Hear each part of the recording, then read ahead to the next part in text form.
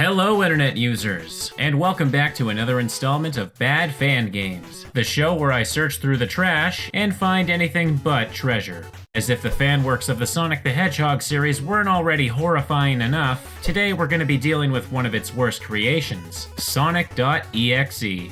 By now, I'm sure most of you are at least a little familiar with what this thing is. Someone wrote a spooky story about a spooky game that has a spooky Sonic that does spooky things. Then someone made a spooky game about it, and from there, it got ridiculously popular. Honestly, I don't really have anything against the original Sonic.exe game. Its goal was to emulate everything that happens in the story, and it does its job just fine.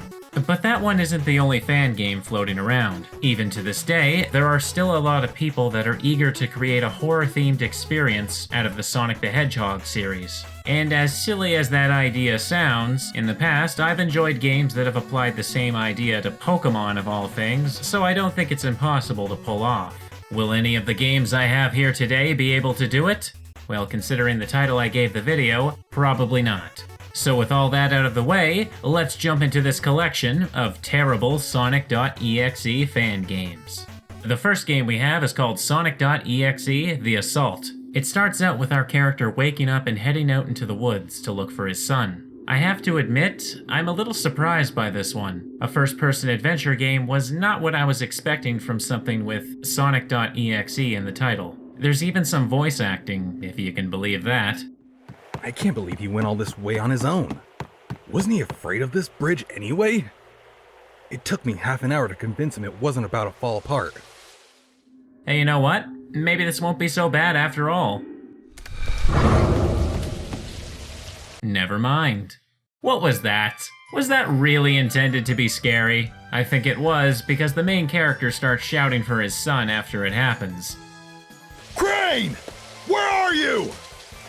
Come on now, look at this thing. A model of Sonic the Hedgehog popping in and out of existence looks incredibly out of place here.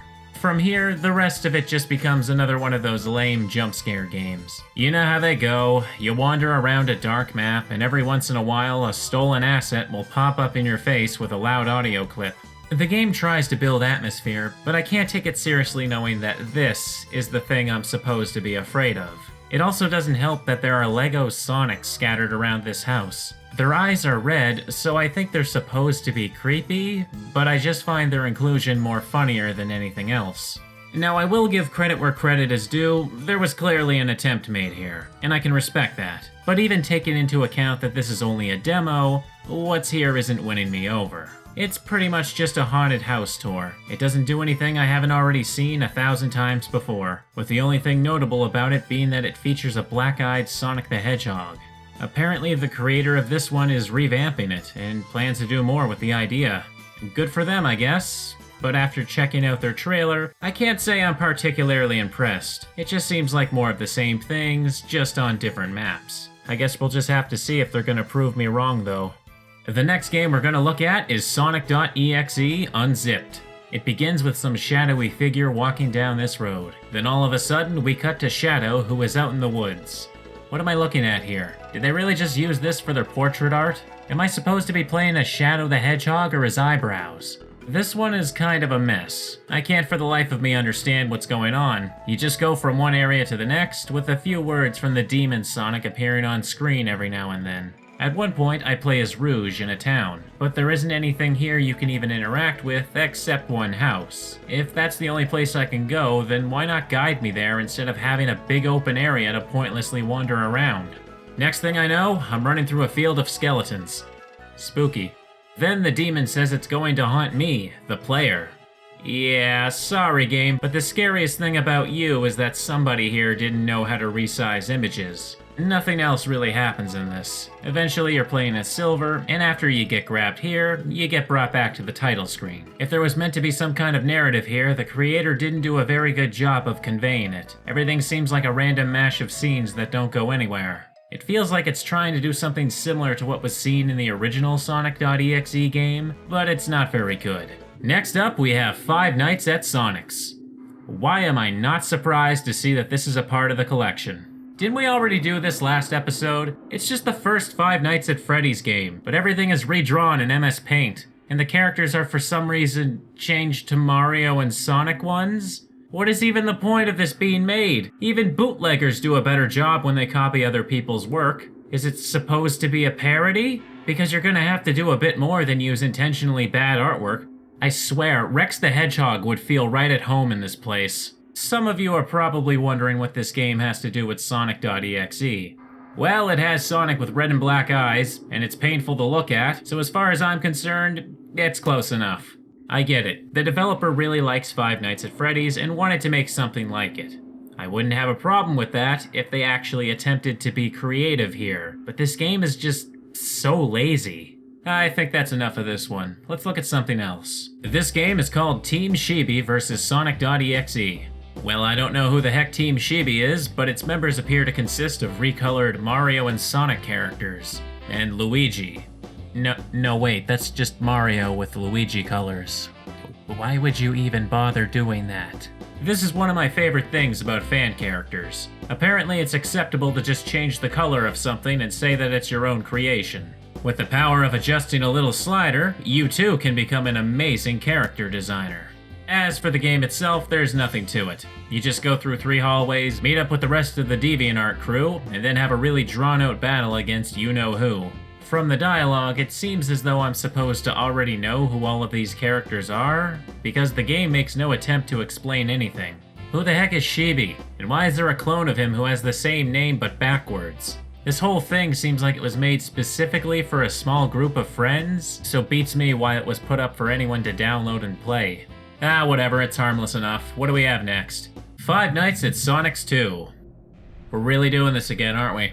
I don't have anything to really say about this one. It's just Five Nights at Freddy's 2, with Mario and Sonic characters. Honestly, it's games like these that I hate the most. These seem like they were just thrown together quickly in hopes that their favorite YouTube gamer would play it, and that they would get popular as a result. I'm gonna go ahead and guess that there's a third one as well. Yeah. Of course there's a Five Nights at Sonic's 3. And surprise, surprise, it's exactly how you'd expect. Because hey, they made a third game, so we have to copy that one too. I can't take it anymore. Luigi, get out of that box and come finish me off already.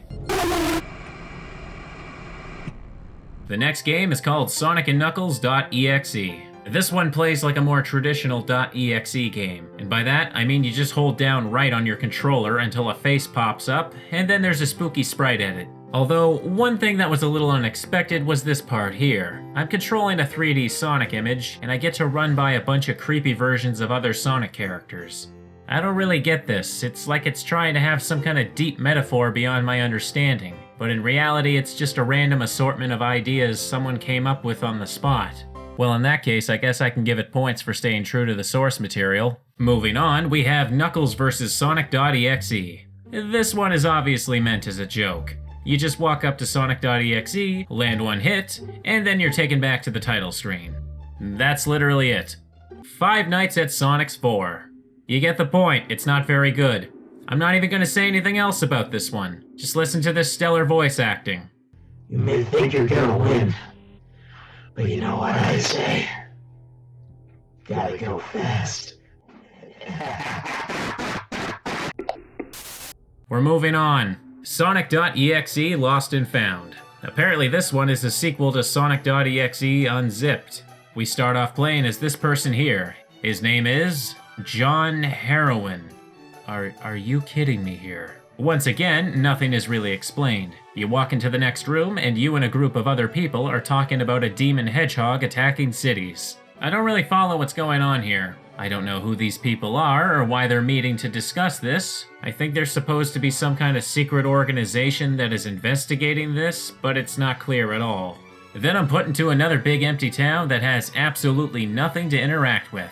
When I try to leave, I'm brought to this weird map where I encounter Sonic.exe. He brings me to hell, and then I wake up in some random person's bed. Then I go through the woods and I enter into a battle against the demon shoes. And then I'm suddenly inside of some random house. Upon looking around, I can find the 2 men I saw earlier, except now they're dead. Then we meet our friend again and he says he wants to play with us. And I'm not even joking when I say this. That's it for John. We never see him again, and the game suddenly shifts to another scene. With no information, you're suddenly playing as someone named Cold Silk.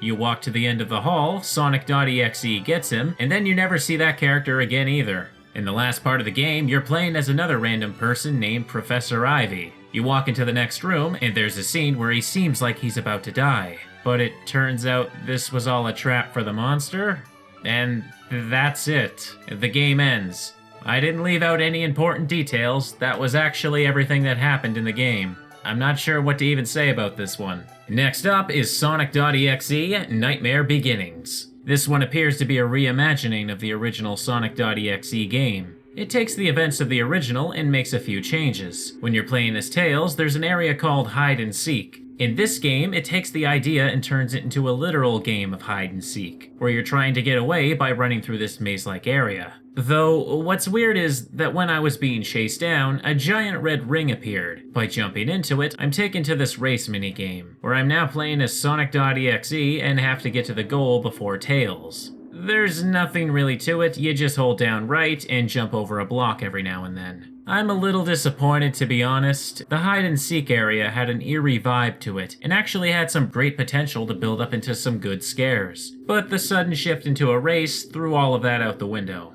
The Knuckles and Dr Robotnik sections are also a little different from the original, but not by very much. Once you're past the Tails part of the game, there isn't a whole lot else to see that wasn't in the original. For what this game was trying to do, it's not so bad, but I think it leaves a lot to be desired. And finally, we come to our last game, Five Nights at Sonic's 5. Okay, I looked it up. This is the last one. So if we can just get through this, we don't have to put up with any more. Exactly what kind of lore does this series have to warrant a 5th game? Well, according to the Five Nights at Sonic's wiki, this is a prequel to Five Nights at Sonic's 4. And in this game, the only thing we have to deal with is this yellow abomination here called Origin Sonic. By the time I got to the 5th game, I realized that apparently all of the enemies in these games aren't actually animatronics. They're supposed to be clones. So yes, I'm playing a game where a recolored clone of Sonic the Hedgehog is attempting to get me. I wish I could say that there are worse ways to spend an evening, but I don't think there is. And that was the Sonic.exe collection. Can I say that all these games are bad? Some of them have a little more effort put into them than others, but for the most part, they're not very good. I know some people are going to say that I'm being way too harsh on some of these, but I don't think so. On many occasions, I've played people's first games before. Were they perfect? Of course not. No one's going to produce a masterpiece on their first attempt. But even when playing games where there are glaring flaws all over the place, I can still see all of the heart and effort that went into making it. And I know that if they keep trying, they'll no doubt be able to improve. But when I look at some of these games, I just see someone rushing something out for the sake of getting attention, not someone who's passionate about what they're making. And I don't think it's fair to the people who are giving it their all to give games like this a free pass. My name is Pikasprey, and thanks for watching. Hey everyone, welcome to the end of the video. Assuming everything went as planned, this video should be released on Halloween. If you're in the mood for some more spooky themed stuff, you can check out some of the horror games I've played on my other channel. Or on this channel, you can take a look at my video covering another horror fan game, Pokemon Nightmare Invasion. See y'all next time.